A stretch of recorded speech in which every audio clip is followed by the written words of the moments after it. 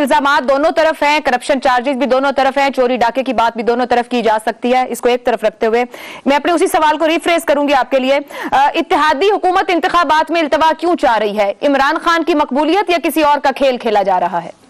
जिसकी भी गेम है, कम से कम पीडीएम का अपना सियासी जो बचाव है वो इसी में है। वो पूरे मुल्क में इंतखाबात क्यों करवाएं जब अभी टेन्योर रहता है इन असम्बलीज का, के बलोचिस्तान असम्बली का, सिंध असम्बली का, कौमी असम्बली का, केपी असम्बली का। तो हमें समझ नहीं आ रही उसका फ्यूचर क्या है। उस पर ना सुप्रीम कोर्ट ने कोई फैसला दिया है, ना हाई कोर्ट उस पर सुन रही है।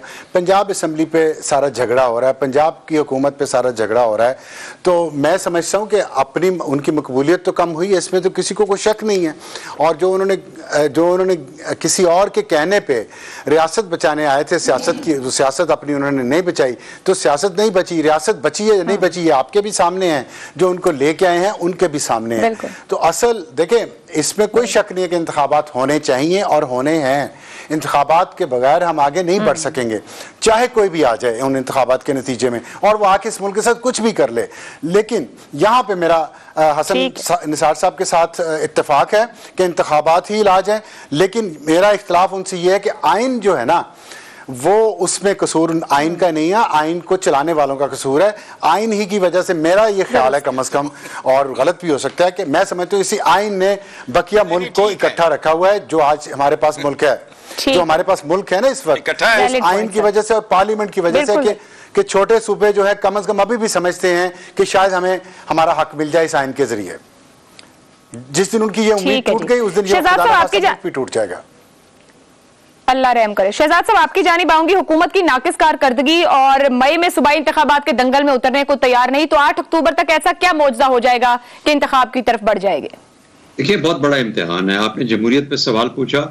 मेरे ख्याल में अगर आप 75 साल का जमहूरी रिकॉर्ड देख लें तो ऐसे मौकों पे आम तौर पे आज से कोई 15-20 साल पहले, 25-30 साल पहले, जब ऐसा ब्रेकडाउन ऑफ ऑर्डर होता था जिस तरीके से आज पाकिस्तान में है कि हर किस्म का हर शोबा ही एक तनज़्ज़ुली की तरफ चला गया है, बल्कि तनज़्ज़ुली की तरफ बिल्कुल आखिरी हदों को छू रहा है, तो आम तौर पर फौज आ जाया करती थी किसी ना किसी शक्ल में।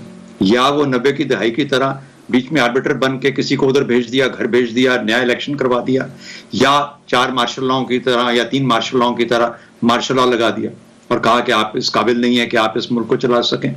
इस दफा ये हुआ कि जब आप इस किस्म के मसाइल में घिरे हैं तो उस वक्त आपने विद इन दी पार्लियामेंट एक तब्दीली लेके आए। अब वो किस तरह से एनकरेज की गई थी, कौन लेके आया, कौन करवाने वाला था, क्या उसमें शख्सी मसाइल थे पीछे उसके द बैकड्रॉप, या कोई और वजह थी, लेकिन उसका जो जाहिरी शक्ल थी वो आपको जमहूरी तरीके से मिली। तरीका जमहूरी था जिस तरीके से लाया गया। हाँ, आज आप ये कह सकते हैं कि पार्लियामेंट कमजोर है, आप ये कह सकते हैं कि जमहूरियत कमजोर है, आप ये कह सकते हैं कि जमहूरी रवैये बिल्कुल खत्म होकर होने को आ गए हैं, इतने कमजोर हैं।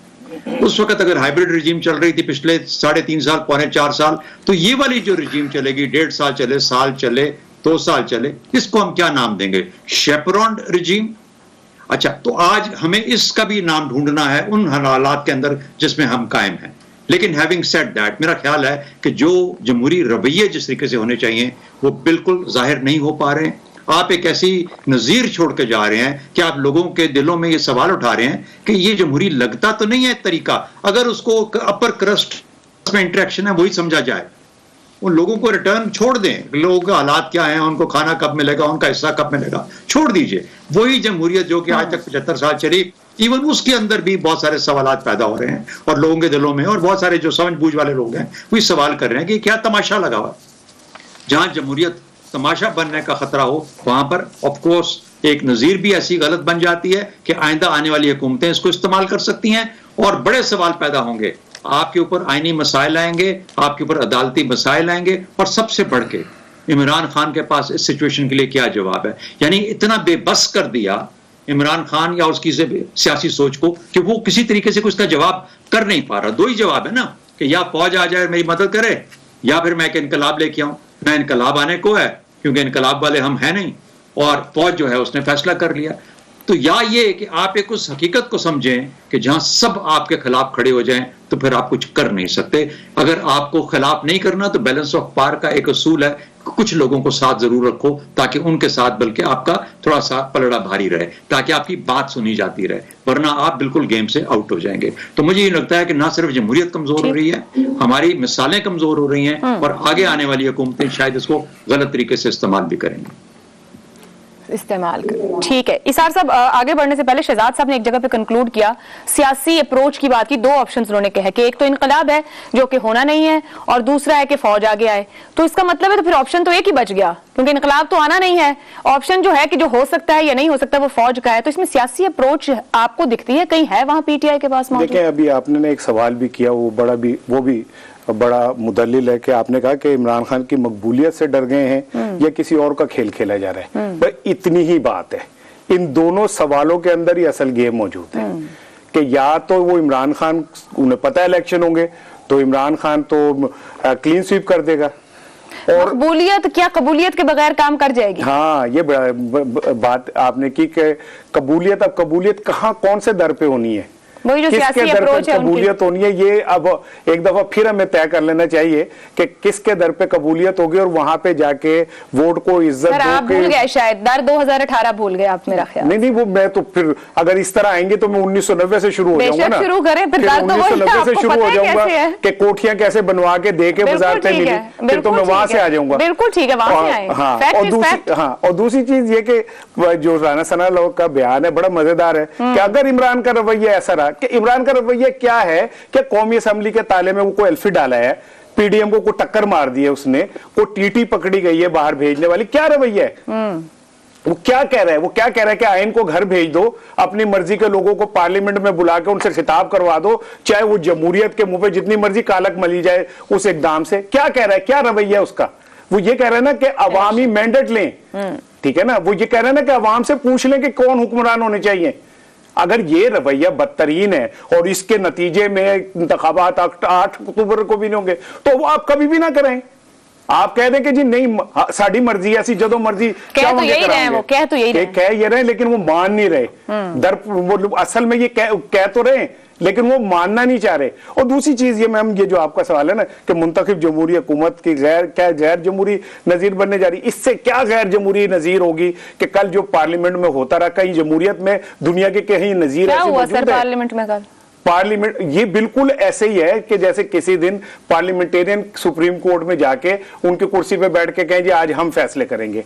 मेरा ख्याल से इसकी करेक्शन कर लें, वो पार्लियामेंट का एक तो इजलास नहीं चल रहा था, उस फ्लोर को डिक्लेयर किया गया था खुसूसी कन्वेंशन इजलास था, वो मुश्तरका बाद में हुआ। नहीं जो जिसका आप कह रही हैं वो बाद में हुआ, उससे पहले उसको डिक्लेयर किया गया था। वहां पर सिविल सोसाइटी की बड़ी तादाद मौजूद थी, यूनिवर्सिटीज के चांसलर्स इन्वाइटेड थे, अदलिया को भी इन्वाइट किया गया था। अब से कुछ देर पहले मैं इसी को क्लियर कर रही हूँ, काजी फायज ईसा का बाकायदा सुप्रीम कोर्ट से उनके पूरे का पूरा नोट भी आ गया जिसके अंदर उन्होंने खुद और उनके स्टाफ ने 2 बार तसल्ली की कि आइन और आइन के मामलात पर गुफ्तगू होगी।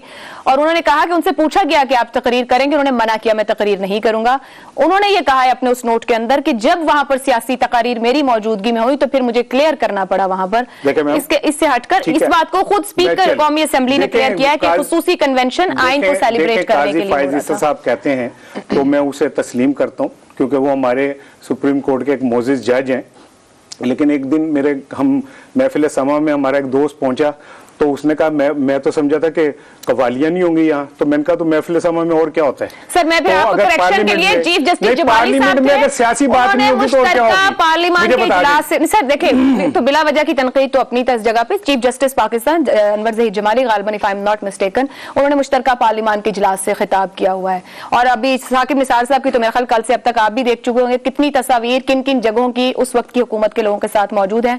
तो मेरा ख्याल है कंटेंट पे हम इसको कि हमें कहीं किसी पे पार्टी नहीं बनना चाहिए, पार्टी एग्जैक्टली नहीं है, कंटेंट पे और दलील से बात जगह पे भी अपने ओहदे का एहतराम करते हुए पार्टी नहीं बनना चाहिए। ऐसे लोगों में नहीं बैठना चाहिए जिनके केसेस वो सुन रहे हूं। मैं समझता हूं कि ऐसा नहीं होना चाहिए। उन्होंने ये कल कहा भी है फ्लोर ऑफ द हाउस, उन्होंने कहा कि यहाँ जो लोग बैठे हैं मैं उनका कल केस सुनूंगा, उनके खिलाफ भी फैसला दूंगा और वो मुझ पर तनकीद करेंगे और कर सकते हैं। ये मैंने अपने दोस्त को भी कहा कि महफिल समा में है तो कवालियां ही होंगी ना यहाँ और क्या होगा। भारत मैं ये समझता हूँ कि देखें पाकिस्तान को अगर आपने, जो अफसार साहब भी कह रहे हैं, हसन भाई भी कह रहे हैं, आप भी कह रही हैं, आप भी कहती हैं अल्लाह ना करे ऐसा ना हो, बिल्कुल अल्लाह ना करे ऐसा ना हो, लेकिन हमारे जो अमाल हैं उनके तो हमें जवाब देना पड़ेगा, उन अमाल का तो हमें जवाब देना पड़ेगा।